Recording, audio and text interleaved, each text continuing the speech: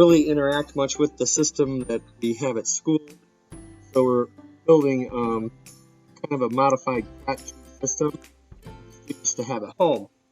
It's modified in the way that I brought microtubes up with a pump inside, and they will let water flow over the roots of each plant, 2 plants per bin. And we're going to do a build here. We're going to do another one of these. You got the lights on top so they can grow. Be flipped around, put the other way. The plant grows. You lift this up, and you choose things at once. And you can set the lights on top so that as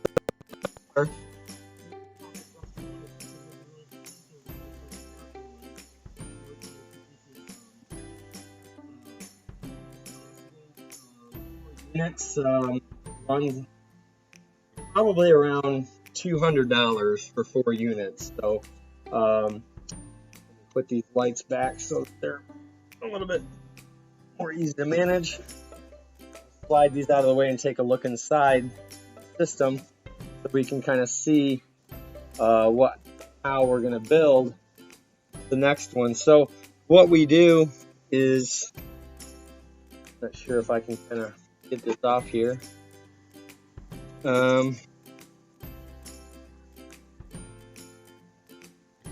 Microtube more room here. So the idea is to, let's see here. So we have a manifold inside, and the manifold connects to a pump. And I'll explain this as I build it. And there's a valve in there so you can control the flow of the water. So that's kind of what we're going to be building, and this is the finished product. So we're going to get this kind of situated to be back together and get our microtubes so that they're not dripping all over. And that's what we're going to build. It should be a good little system for in the house. It's pretty small. So I'm going to set this computer up so we can start the build. And hopefully the video won't die this time. I'm going to set this right here. And I think I'll be able to be seen.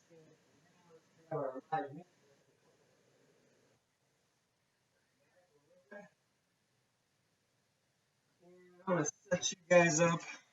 Hopefully I'm a majority here.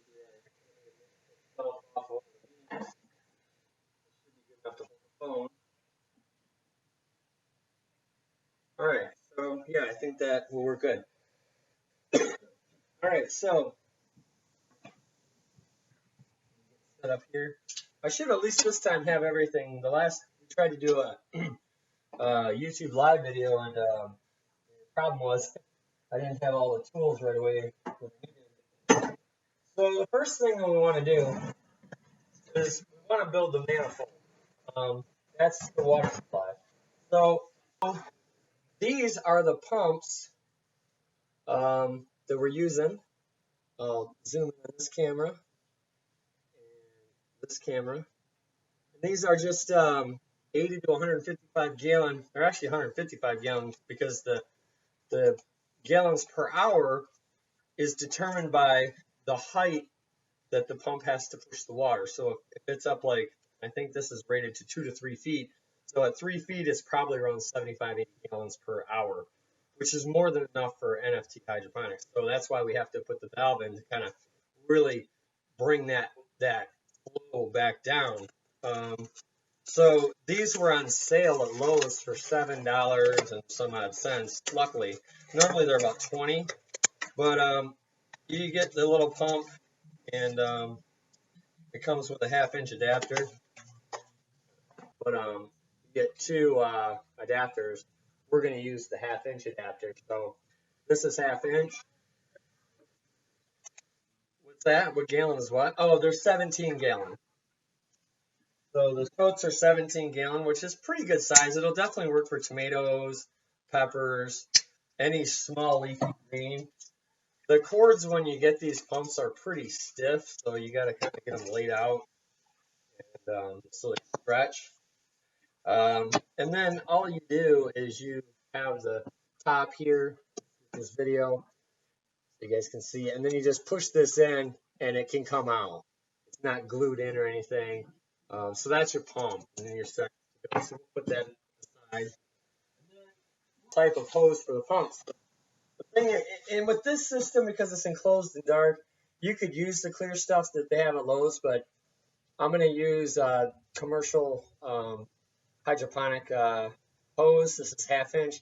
It's blue because it blocks the light out. If the water is exposed to light, you'll get algae growing. So the tube is blue to stop the growth of algae. So this will be the tube that we connect from the pump to the manifold. Now for the manifold, we're going to use 1/2 inch PVC, and we got some adapters here. We'll need a cap that'll cap the end so that the water can't escape out the end. We're going to need an adapter so we can screw in the part that the hose attaches to. So this is a fitting that I use because it's going to point down, so there's not a lot of kinking, and that screws into the adapter, coupling actually, and that gets all glued together. Now we want to put a valve in. I didn't buy valves, not that they're expensive, but I have quite a few around, and I think I can kind of salvage.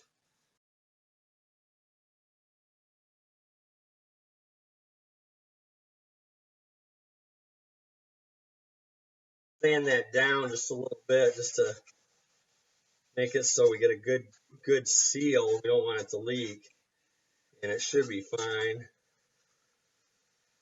And yeah, it's pretty smooth. So we'll just.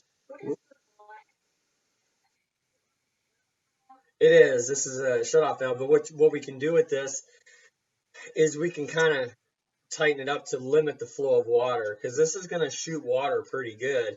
That one that I just showed you, I've got limited down, so it gives you some control over the flow. And you can turn this off, and the pump will, even though it's plugged, it won't hurt the pump. The only thing you don't want to do is you don't want to run the pump without any water around it. If you run it dry, there's a good chance it can burn the motor up. So we want to test our fittings before we start gluing. So this is going to go kind of like this. So that fits fine. I'm not going to put it on it too hard so I can get it off, but that's going to be glued on. Then this guy here is going to screw in to this fitting here. And you can put some tape on this to make it a little bit more waterproof. And I can actually, it doesn't really matter because it's in a contained unit. So this is going to sit about like that, because you want to have it angled so that you can actually turn this on and off so it doesn't hit against the side of the bin. So then from here,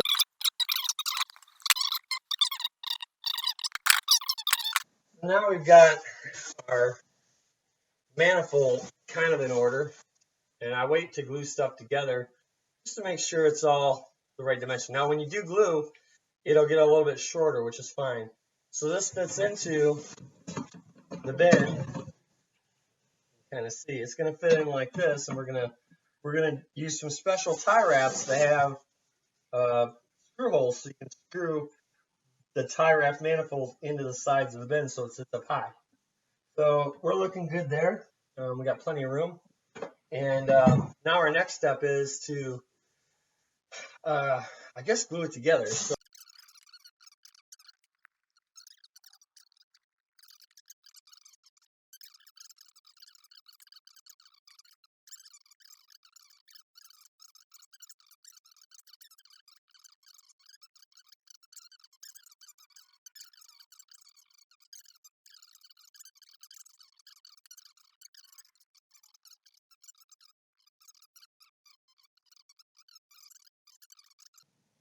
I give it a twist to even out the glue pattern. So there we go.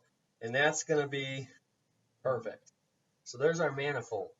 Now, the next step is we want the water to come in from the pump, up the hose, fill this, and we want it to go out microtubes to drip on the root of the plant.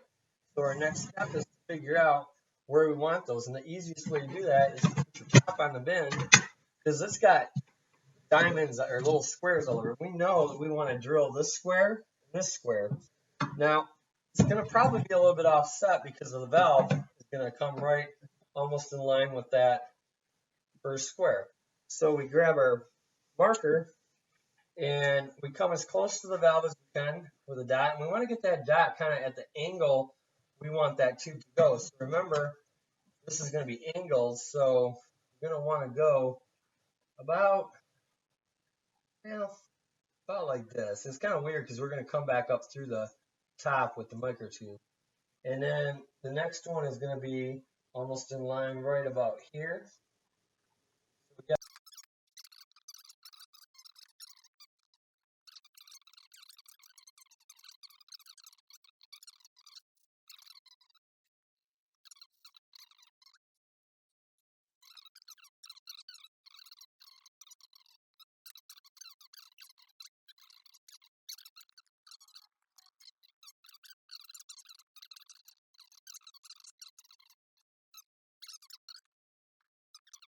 And we can kind of see that, but and then so that they go down about halfway, because I'm off, I'm not all the way in, and then it's beveled so that it's wider at the top, and they do work. They work really well. I never would have thought that these would have been the end-all solution for microtubes, because your sprinkler systems, they actually use a little spike. There's a special tool that you put for like your sprinkler systems in your lawn, to where they got all these little fittings. In fact, I was going to put some of those on. They do with little nozzle knobs. And what this does is this will take your flow, pressurize it to some extent, and it'll give you a spray instead of a stream. And so you could spray the roots and almost have a low pressure aeroponics system, which might cut down on the noise. You might not get as much drippy noise, but it depends on how you do it. And as long as you have that nutrient water flowing over those roots, it should work well. We want to mount the manifold. Tie wraps, they're a little bit special. They have they're regular tie wrap, but they've got a screw hole in them. So you can kind of screw wires or pipes off to the bin.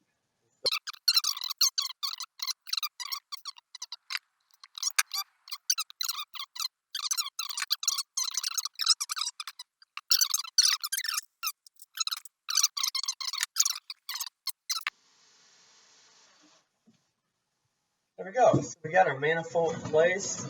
Now the microtubes will go down and up through the lid. And we definitely got this low enough now where I don't think it's going to interfere with the lid. So we'll go ahead and we're going to put our hose on, hydro, to the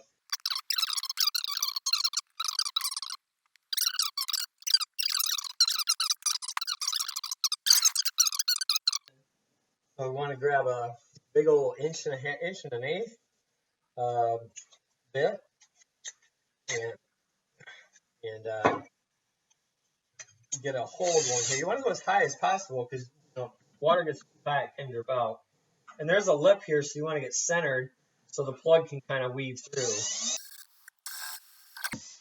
Now a trick when you do these is once I get it to where it's in, before the main part of the bit hits, I reverse the drill so that it basically melts a clean hole. If you have it not reversed and it's going like a regular drill to cut, it bites so fast it can tear and break the plastic.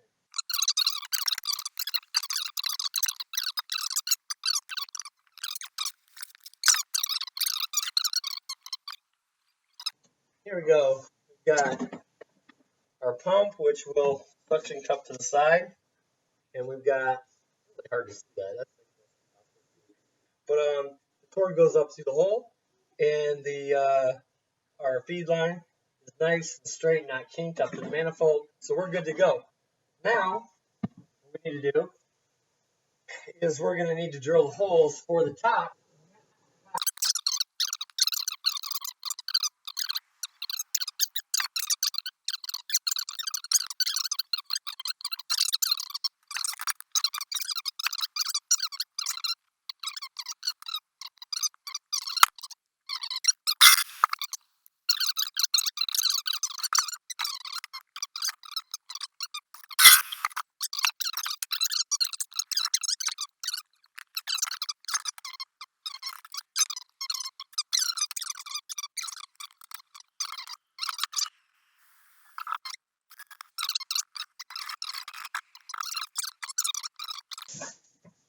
that out. All right, so we got our pump. Everything's in there. Okay, so there's still some parts hanging off these net tubes, but there we go. We've got our holes drilled. Microtube holes are here, pretty uniform. Now we line this up. Good. And then we can take our net pots. Try to get 2 good ones here. And just set them in there. And there you have it. We've got our microtubes and our net pots. So now what we're going to do, because we want our tubes to go into the net pots, you could just kind of throw them in like that. But if the pump's on and one of these falls out, it's going to shoot water all over the place. So to solve that problem,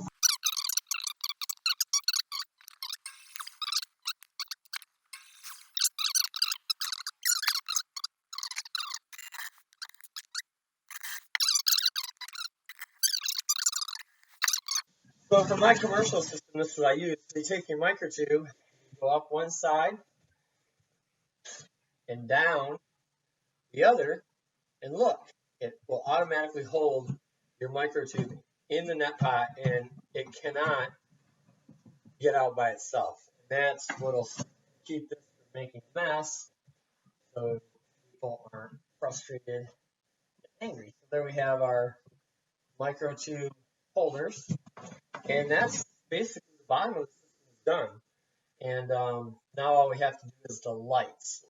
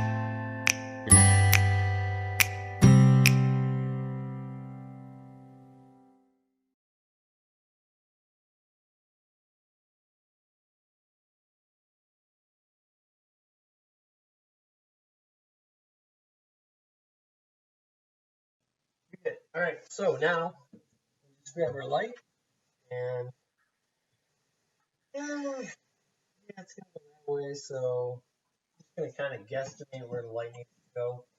They kind of pressure and clip into place. Be a little careful with them. And kind of bend. You gotta kind of clip them into the clips, kind of tight. So there we go. We got our lights in. Voila. The wiring is really simple. You've got one plug and one tether cord. So I would say let it stick out long that way. So you want to have on this side jumper in like so. Go to this one like so. So you only need one cord for 2 lights, but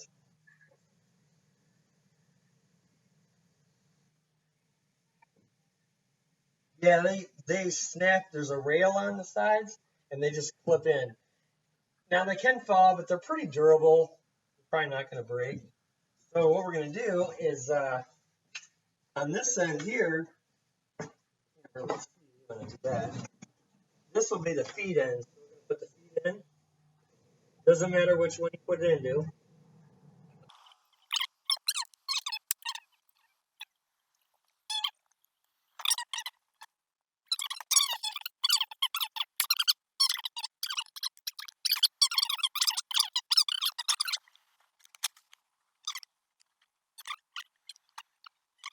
And both of them work.